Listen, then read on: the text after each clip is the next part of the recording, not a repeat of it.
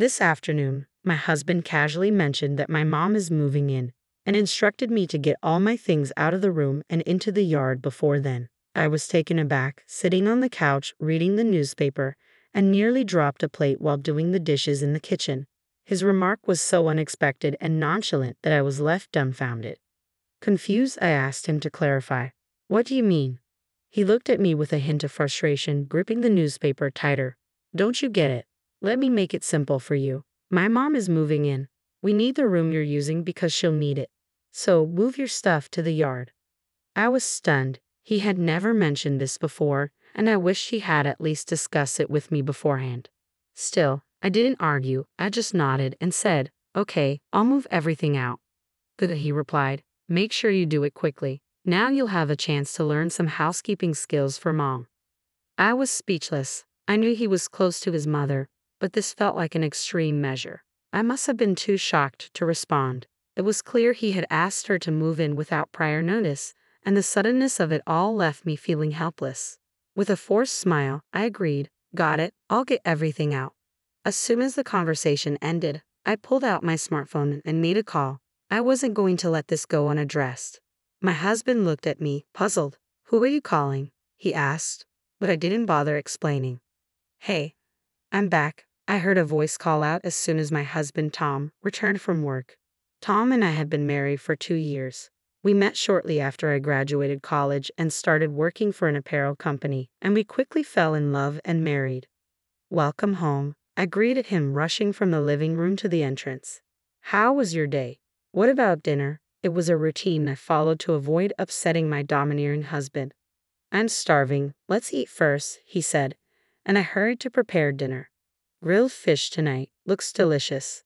Let's eat while it's still hot." We had a pleasant dinner and conversation, but things shifted when I brought up a thought I'd been having. I've been thinking about going back to work soon. We don't have kids yet, and our savings are dwindling. Tom's calm demeanor changed instantly. "Why would you want that?" he asked sharply. "I just think it might help if we increase the household budget a little.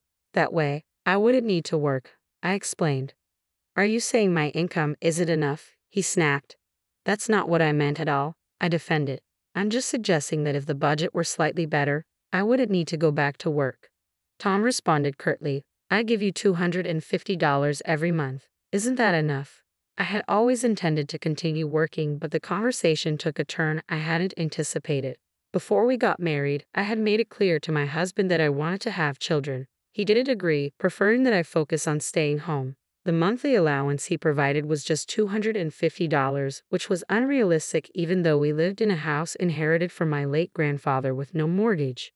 $250 a month for 2 people was barely enough to cover the basics. I couldn't help but blurt out my frustration. "We can't live on that." Instantly, I clamped my hand over my mouth. But the damage was done. He reacted with anger, shouting, "Why can't you make it work? Where is all that money going? My mom said she could manage on that much."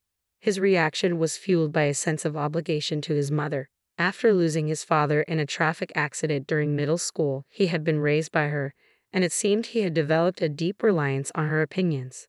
To him, her word was law, and he expected me to follow it as well. I, too, had lost a parent, my father, when I was in high school, and had been raised by a single mother. But I knew that not all of her opinions were correct. I felt my appetite vanish as I said, "I'm going to bed," and watched him storm off to his room, leaving his meal untouched. The loud footsteps in the hallway seemed deliberately forceful. I questioned myself, wondering why I had married this man. Others might say I should leave him, but despite everything, I still loved him. He was usually a decent person, and I wished he would focus on our relationship rather than his mother. I silently hoped that one day he would turn away from his mother's influence and truly connect with me. With a heavy heart, I began cleaning up dinner, clinging to a faint hope. A few months later, an incident occurred that would irreparably damage our relationship. At dinner, he suddenly announced, "My mother is coming over next Saturday. Make sure you clean up properly." I was caught off guard and replied, "I haven't seen your mother in a while, so I'm a bit nervous." "She's perfect, so just remember that," he said dismissively. I disliked my mother-in-law, and his casual tone only added to my frustration. I hadn't seen her since our wedding, and her condescending behavior and the dissatisfaction she expressed towards me were unforgettable. I recalled her words when I first visited their home for the wedding introduction. So, you're the one engaged to my son? You seem quite dull. Are you sure you're suitable to marry him? Back then, I managed to laugh it off. But hearing such a comment directly from her, someone I had just met, left a lasting scar on my heart. I never imagined that such a mother-in-law would come to my house. My husband seemed excited about her visit, cheerfully enjoying dinner while I was overcome with anxiety. My hands were trembling, and I nearly dropped my chopsticks. I was terrified of meeting her, but refusing to meet her would only displease my husband. He soon noticed my unease. Hey, you okay? You look pale. Are you feeling sick? I considered saying no, to refuse the meeting with my mother-in-law, but the words that came out were not what I felt. No, I'm fine really. I'm looking forward to her visit, I lied, not wanting to upset him. He seemed relieved. You're excited too, right? Yeah, I'm excited, I replied, though inside, I was battling my frustration at my own weakness. I forced a smile to avoid his anger and finished dinner. Thanks for the meal. I'm going to take a bath and sleep, I said. Okay, good night. I didn't want to think about the impending visit and went to bed early. Yet when I woke up the next morning, I still felt unsettled. As Saturday approached, my health seemed to deteriorate. I never anticipated that meeting her would affect me so deeply. When the day finally arrived, my husband went to pick up his mother, and I waited nervously at home, having cleaned the house meticulously. The doorbell rang in the quiet room, and I jumped up. She's here, I thought, hurrying to the door. As I opened it, I was greeted with, Yasmin, it's been a while. Yes, it has been a while, I managed to reply. But as soon as I faced my mother-in-law, my heart began to pound, and I could feel a tightness in my chest. I was frozen, standing like a statue, until my husband, who had followed behind, prompted me. What are you doing, Yasmin? If you stand there, my mother can't get in. Please let her in. Oh, sorry, I stammered, snapping back to reality. Please come in. I finally led my mother-in-law inside, my heart racing with anxiety about what she might say. The hallway leading to the living room, though short, felt endless. To my surprise, she didn't make any harsh comments as she followed me into the living room. It was cleaner than I had expected, and I thought, maybe I'll avoid any harsh remarks after all. The conversation that followed was more subdued than I anticipated. About 3 hours into her visit, the topic of my husband came up. You know, she said, I was surprised you asked Tom to give you more for living expenses. I didn't ask for more, I corrected. I just mentioned that I needed a bit extra. There's a difference. Her eyes shifted towards Tom for confirmation. That's not what Tom told me, she said, clearly seeking his support. We had indeed discussed the issue a few months ago, but I had never demanded anything. Really, Mom, it's terrible, Tom interjected. I've been giving her money every month. I can't believe this. His words hit me like a shockwave. Was he trying to curry favor with his mother? Tom says the same, she continued. You don't even have a mortgage. How much are you getting for living expenses? $250 a month, I said. Even you should understand that's not enough. You've managed a household budget and raised children yourself. You know how difficult it is to live on such a small amount. I was confident she would understand, but her reaction was unexpected. $250? You're getting that much and still asking for more? Where is all the money going? Food and daily necessities, I explained. I don't waste money. The utility bills alone are more than $250, so I've been using my savings. But like Tom, my mother-in-law wasn't sympathetic. You could manage with a bit more savings. You need to be more resourceful. Ideally, I'd be there to guide you on the right way. The suggestion was clear. Living with her was out of the question. I responded with a forced smile. Maybe you're right. I'll try to be more resourceful. Tom looked oddly pleased. Mom's saying this, so why not live together? She can teach you how to manage finances. No way, I thought. I can't handle any more stress. I'm already walking on eggshells around Tom, and adding my mother-in-law into the mix would be unbearable. I'd rather not. I clearly expressed my refusal to my husband, but his annoyance was evident. What, you're rejecting my suggestion? That's exactly what's wrong with you. Mom's just trying to be kind. Let's drop this, Mom, he said, turning to her. Talking to her is pointless. Let's go. He stood up, and together with my mother-in-law, they left the living room. Once they were gone, I felt drained and overwhelmed. My husband, A stable salaried worker earning around $2,000 a month shouldn't find a slight increase in living expenses problematic. Why was he so reluctant? There had to be a reason. Feeling unwell, I decided to take a nap. When I awoke, it was already deep into the night. What time is it? I wondered, seeing that it was past midnight. I must have slept for hours. My husband had returned and was already asleep in the bedroom, perhaps not waking me out of consideration. My body ached from sleeping on the couch, and I realized it was pointless to do anything at this hour. I crawled into bed and closed my eyes again. The next morning, my husband's announcement was unbelievable. "Mom's moving in this afternoon. By then, get all your stuff out in the yard," he said casually while reading the newspaper on the couch. I was in the kitchen doing dishes after breakfast when I accidentally dropped a plate, which shattered loudly. "Move everything out into the yard?" I asked, bewildered. I approached him for clarification. "Huh? What do you mean?" I inquired, confused. He looked at me with irritation, gripping the newspaper tightly. "You don't get it. I'll say it again, slowly for your benefit. My mother is moving into this house. Got it. It's an absurd idea, but you need to understand."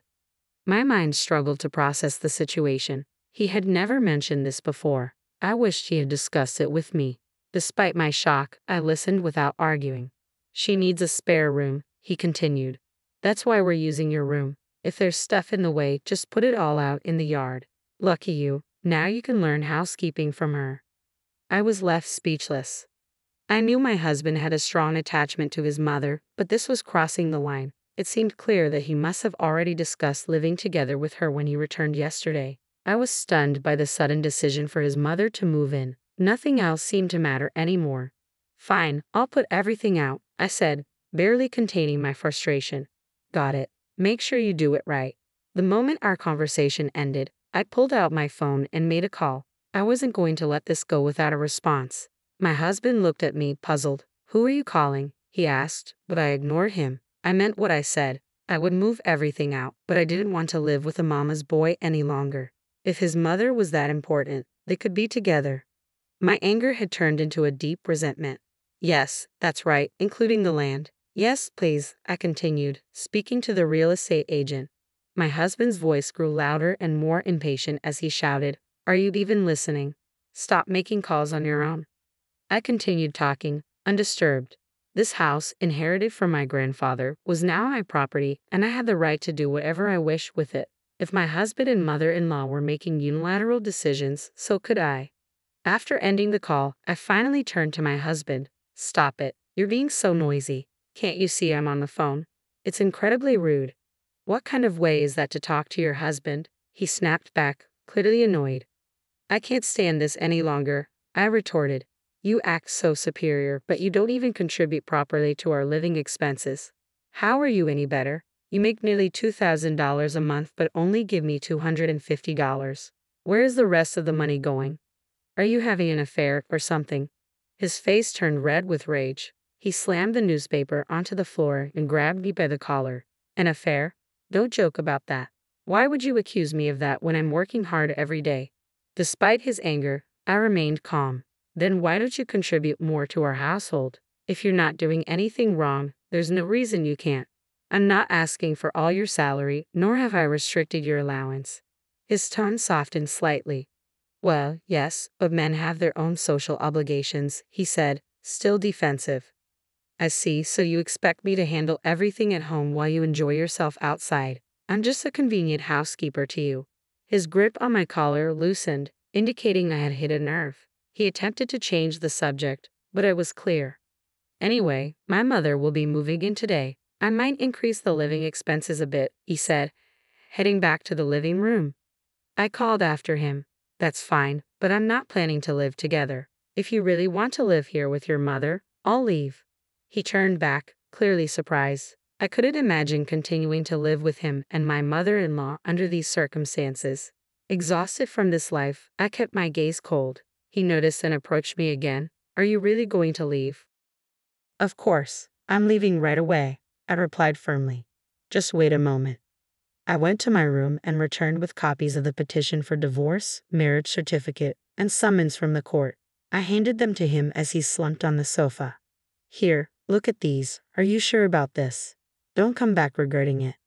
I have no regrets, I said, my voice steady. Just read it carefully and respond to the court. My determination is firm. I just want to cut ties with this mama's boy as quickly as possible.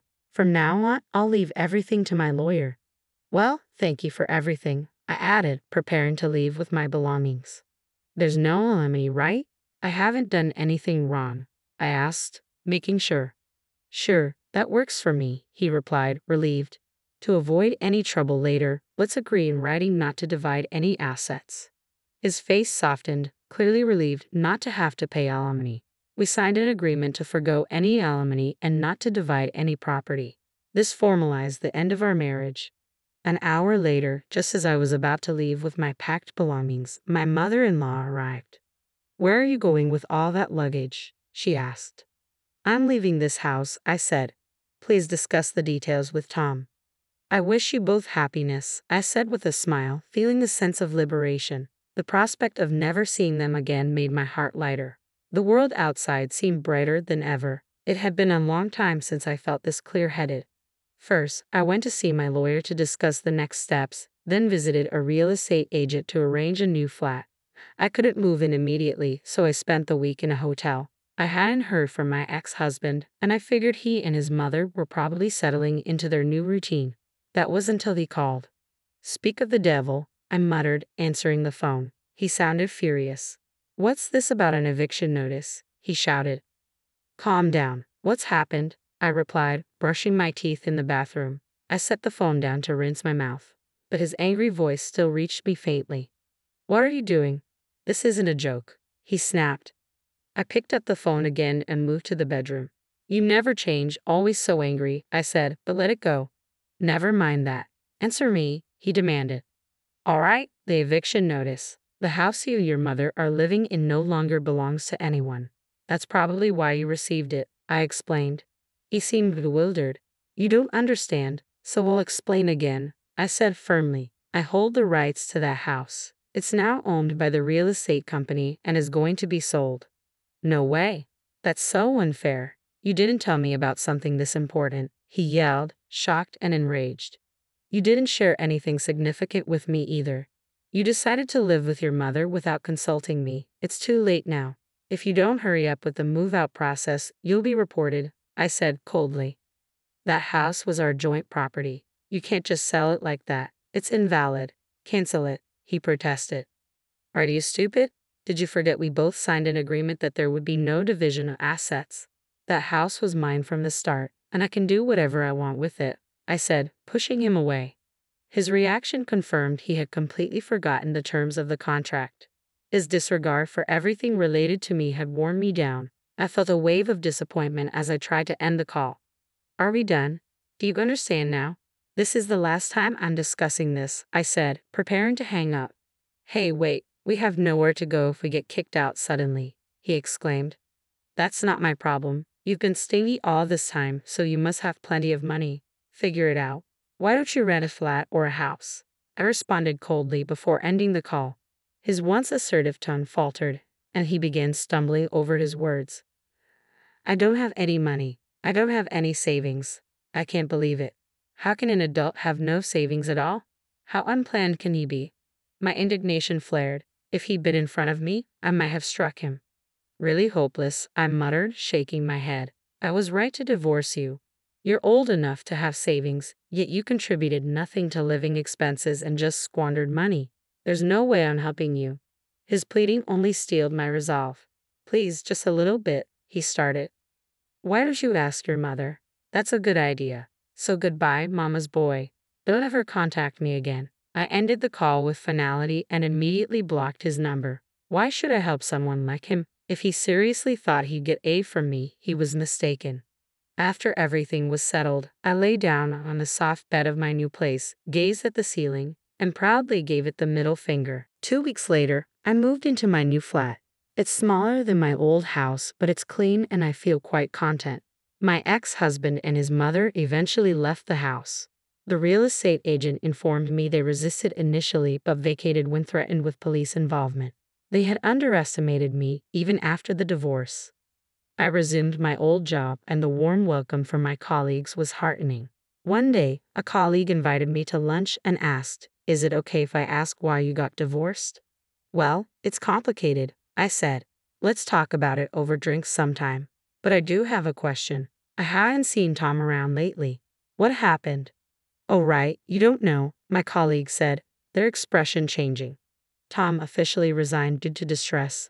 But the truth is, he was fired for embezzling company funds. It happened around the time you left." Embezzlement? I was stunned. How much did he embezzle? "About $220,000, my colleague replied. I was so shocked I stood up, raising my voice. The other diners turned to look at us. "Keep it down," my colleague whispered. "Sorry, but that's a huge amount." "Didn't he get caught?" "The boss wanted to handle it quietly," they explained. "Tom didn't go to the police, but if he doesn't repay the money soon, he might be reported. Those are just rumors, though. The full story isn't clear." As I processed the news, I realized it wasn't entirely surprising given his character. Always concerned with appearances and squandering money on socializing, his downfall was predictable. But it was no longer my concern. I'm still young, and I want to build a new life and find happiness with someone who truly cares for me. After talking with my colleague, my resolve to move forward only strengthened.